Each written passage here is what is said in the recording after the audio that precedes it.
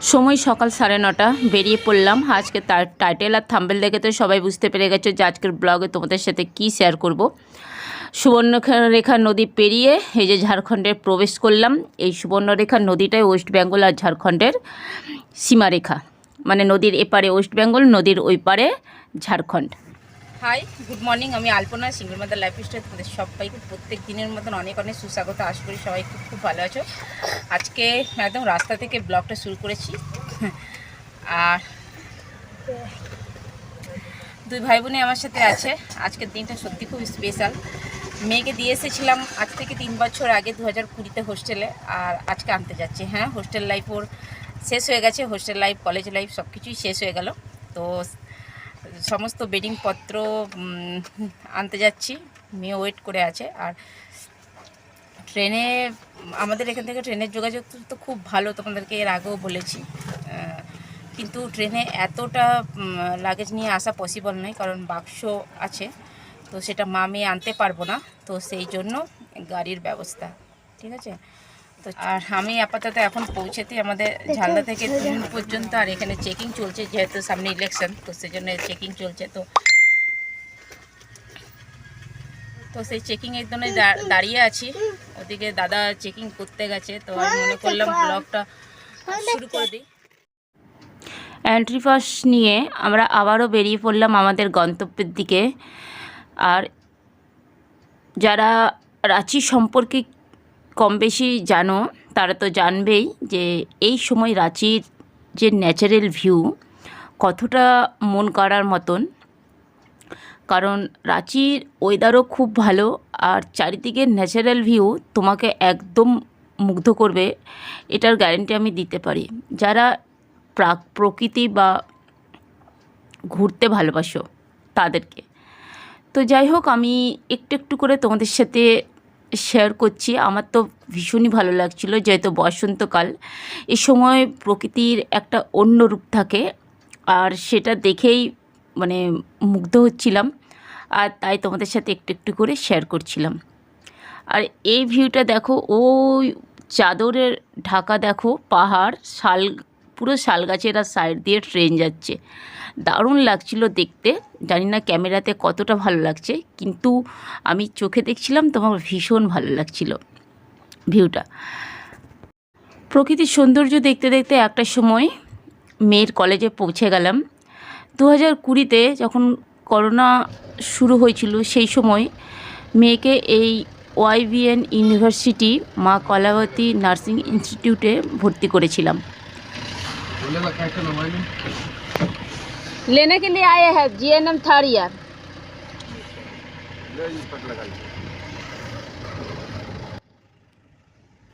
আর তারপর থেকেই আমরা মা মেয়ে আলাদা হয়ে যাই, মেয়ের হোস্টেল লাইফ শুরু হয়।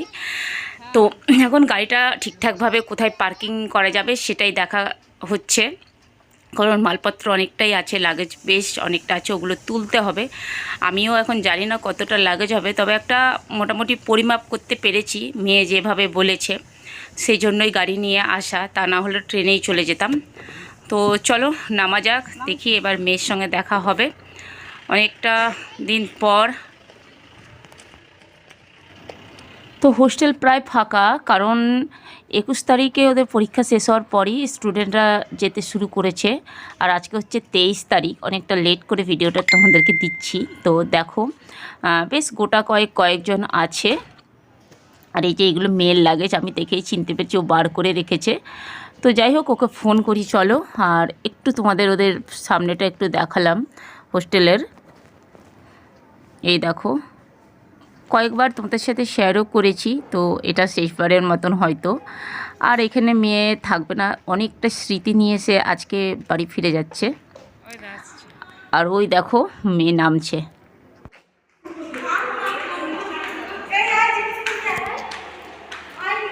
যা যা যা যা,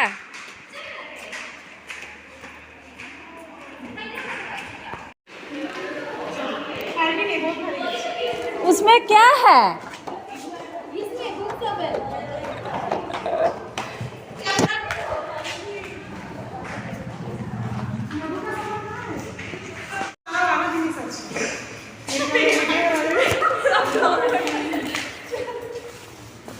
तेरा उधर है सर। চলো উপর চলো, আরো জিনিস আছে, খাবো কিছু, রেডি হয়নি। কুছ খায়ে নেই। বন্ধ কর। আর এই যে আরও দুজন যাচ্ছে, এরাও আমার মেয়ের সঙ্গেই পড়ে। সবাই কলেজ ছেড়ে চলে যাচ্ছে, সত্যি সবার মধ্যে একটা মন খারাপ ব্যাপার তো কাজ করছেই। সবাইকে দেখছিলাম কান্দো কান্দো কান্দো কান্দো ভাব। তো যাই হোক, ওদেরকে টাটা জানিয়ে আমরা উপরে চলে এলাম মেয়ের রুমে। চলো, রুমটার কি অবস্থা আছে তোমাদেরকে দেখাচ্ছি, কারণ সবাই যেহেতু হোস্টেল ছেড়ে ছেড়ে চলে গেল, তো এবার জিনিসপত্র যেগুলো প্রয়োজন সেগুলো নিয়ে গেছে, বাকিগুলোকেও ফেলে দিয়ে গেছে। এইরকম মানে যা হয় আর কি, হোস্টেলের শেষ দিনটা সেই অবস্থায় হয়ে আছে। তো আমরাও মোটামুটি গোছগাছ করে নিয়েছি।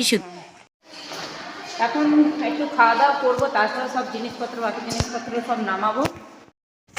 যেমনটি তোমাদেরকে বললাম যে একটু খাওয়া দাওয়া করবো। এই যে ছোলা আলুর তরকারি, চিপস, আর মেয়ে একটু ভাত দিল। আর ছোলা আলুর তরকারিটা ওদের কাছকে ব্রেকফাস্টে দিয়েছিল, আর রুটি দিয়েছিল, তো রুটিগুলো খেয়েছে। আর একটু তরকারি তুলে রেখেছিল, আর এই যে ভাত একটু এনে দিয়েছিল। তো ওদের দুই ভাই বোনকে খাইয়ে একটা একটা জিনিস একটা করে নামাচ্ছি বাপরে। আর এখান থেকে বেডিংগুলো সব বাঁধলাম, ওগুলো তো তোমাদেরকে শেয়ার করতে পারলাম না। সবারই খুব মন খারাপ। আমি মাত্র দুটো বেডিং নিচে নামিয়ে দিয়ে এলাম, আরও কিছু আছে, দেখি ওগুলো নিয়ে আসি। ওরা মেয়ে কিছু নামিয়ে রেখেছে। চলো, আমাদের গোছগাছ হয়ে গেছে। তো এই হচ্ছে মেয়ের রুম। লাস্টবারের মতো রুমটা আমি বন্ধ করে দিলাম। চলো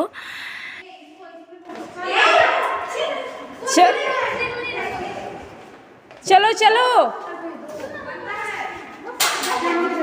এ বাবু তো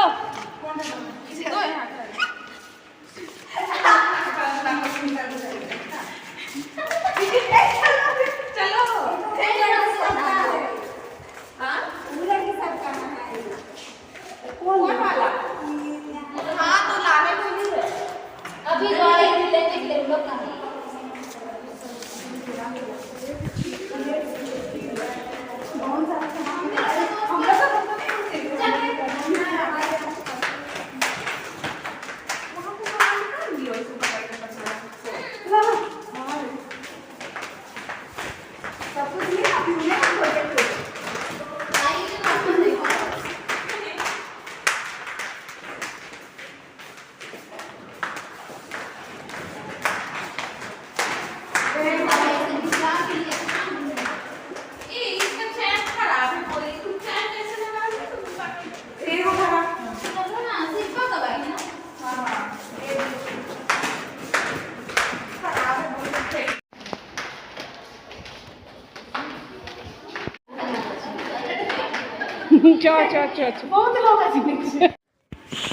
সমস্ত লাগেজ আস্তে আস্তে সব ভরা হচ্ছে। বাক্সটা আগে দিয়ে দিয়েছি, তারপরে এই যে ভারী ভারী ব্যাগ যেগুলো ছিল সেগুলো দেয়া হচ্ছে। চলো রে, বাই বাই বাই।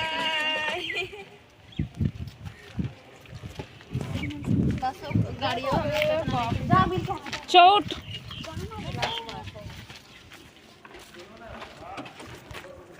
আমার ফোন কই? अरे इसमें बात करनी है। एक ने तुम्हारा फोन अच्छा कलर से लग रहा है सिंदूर डाल लिया क्या? सिंदूर लगाई है, सिंदूर लगाइए। ठीक है, बाय बाय। अरे हमको तो लग रहा है मिलेंगे ही हम। हाँ ना, मिलेंगे जो छह को तो मिलेंगे। प्रियंका नहीं मिलेगी, फिर भी नहाने जाएगी रे तुम भी। प्रियंका नहीं जाएगी, 6 तारीख प्रियंका नहीं जाएगी, जाएगी। तो आएंगे ना रिजू, मम्मा कोई दिक्कत नहीं। आगे बैठती तुम, आगे बैठ जाओ। ए तुम आगे बैठो मोटी। नहीं रे, ए भी तू ये জেঠুর কাছে বস যা। आगे बैठो। তো ফাইনালি আমরা বেরিয়ে পড়লাম সবাইকে টাটা করে। সবারই একটু মন খারাপ ব্যাপার ছিল, আর মন খারাপ থাকাটাই স্বাভাবিক। আর 3 বছর সবাই একসাথে ছিল, মন খারাপ তো লাগবেই।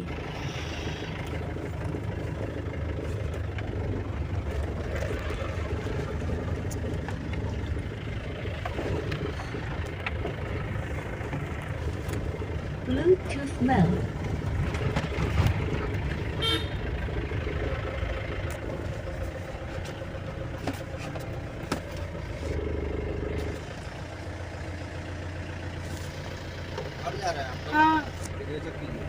कितना आदमी जा रहे हैं? अकेले जा रहे हैं।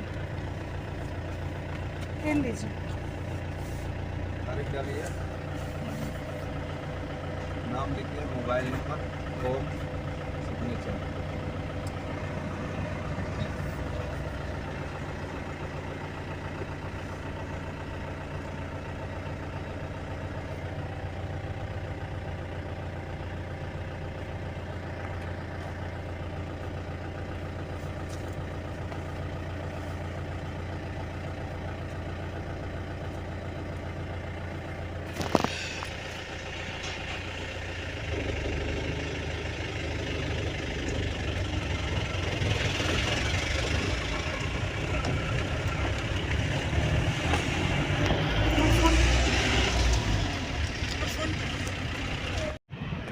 অনেকটা রাস্তা অতিক্রম করে মোটামুটি আমরা অনেকটাই চলে এসেছি। আর এখন এই যে হাইওয়ের উপর দিয়ে যাচ্ছি, আর আবার সেই ন্যাচারাল ভিউ এরপর পাবো। এই হাইওয়েটার থেকে বেরোলেই মোটামুটি সেই রাঁচির যে সৌন্দর্য সেটা আবার চোখে পড়বে। আর মেয়েকে সামনে বসিয়ে দিলাম, কারণ পেছন দিকে বালতি টালতিগুলো রাখা হয়েছে, তো সিটে অসুবিধা হচ্ছে, সেজন্যই ওকে বললাম যে তুই যা সামনে জেঠুর কাছে বস। এই দেখছো বসন্তে রাঁচি। যারা রাঁচি কখনো ঘুরতে আসনি তাদের কাছে আমার আজকে একটা অনুরোধ বলতে পারো, যে রাঁচি একবার হলেও ঘুরে যাবে। রাঁচিতে এখানে অনেক ভালো ভালো ফলস আছে, খুব ফেমাস, দেখার মতন। প্রকৃতি যে কতটা সুন্দরভাবে নিজেকে মেলে ধরে এই ফলসগুলো দেখলে আমি এতটুকু বলতে পারি, সত্যি তোমরা মুগ্ধ হবে। তো আমার এখনও সব ফলস দেখে কমপ্লিট করা হয়নি, তবে আমি কিছু কিছু ফলস ঘুরেছি, তো সে সময় তার ইউটিউব করা হতো না, তাই সেগুলো আর নিজের চ্যানেলের মধ্যে বন্দি করে রাখতে পারিনি। ঠিক যেমন 2020-তে যখন মেয়েকে হোস্টেলে পৌঁছে দিয়ে গেছিলাম, সেদিনের দিনটাও আমি না আমার চ্যানেলের মধ্যে বন্দি করে রাখতে পারিনি, কারণ আমি তখন ইউটিউব করতাম না, তো সেই কারণেই আর বন্দি করা হয়নি। তো এখন যখন ইউটিউব করছি, তো আজকের মেয়ের এই শেষ দিন হোস্টেলের, সেটা তো বন্দি করে রাখতেই পারি, কি বলো? তো যাই হোক, এগুলো একটা স্মৃতি হয়ে থেকে যাবে, আর কিছুই না। জানি না এই ইউটিউব থেকে আদৌ কোনো দিন ইনকাম হবে কি না, তো আশা খুব কম। তবুও এই জিনিসগুলোকে স্মৃতি হিসেবে ধরে রাখার জন্যই বলতে পারি যে না, একটু ক্যামেরা করে রাখি, নিজের চ্যানেলে আপলোড দিই, এই হয়েছে ব্যাপার। তো যাই হোক, আজকে অন্য প্রসঙ্গে যাব না, আস্তে আস্তে অন্য প্রসঙ্গে চলে যাচ্ছে। আর এই দেখো, এই পাহাড়টা দেখো, দেখতে পাচ্ছ, লাল সবুজে একদম মাখানো একটা পাহাড়। হ্যাঁ, বললাম না যে বসন্তে রাঁচির একটা অন্যরকম রূপ, ঠিক তাই। দেখো, তো অনেকটা পথ অতিক্রম করে ফাইনালি আমরা আমাদের গ্রামের কাছাকাছি চলে এসেছি। আর এই দেখো, তোমাদেরকে আর একটা রাস্তা দেখাচ্ছি। এই যে আমরা চলছি, এই যে পুকুরটা, এই পুকুরটা সোজা যে রাস্তাটা, এটা হচ্ছে বাঘমুন্ডির রাস্তা, ঠিক আছে? এখান থেকে আমরা ডান দিকে ক্রস করছি, আমাদের গ্রামে ঢুকে যাচ্ছি।